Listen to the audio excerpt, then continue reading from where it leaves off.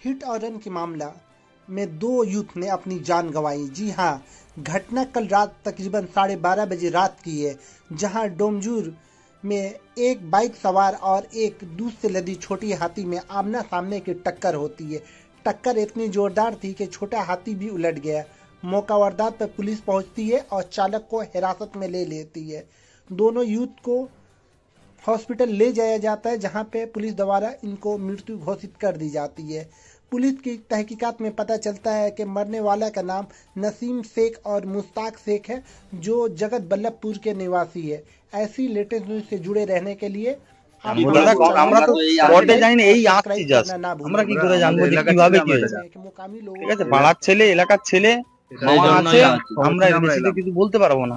আর ওর যে জায়গায় হয়েছে, যে দুধের গাড়ি দেখলাম যে এই অবস্থায়, তো পুরো আসার পথে এদেরকে ডাইরেক্ট মেরেছে যতটা সম্ভব, তাই না? দুধের গাড়ি তো এদিকেই আসছিল মনে হয়, নাকি হাওড়ার দিকে যাচ্ছিল। তো দুধের গাড়ি এসে আর এরা বাড়ির দিকে যাচ্ছিল।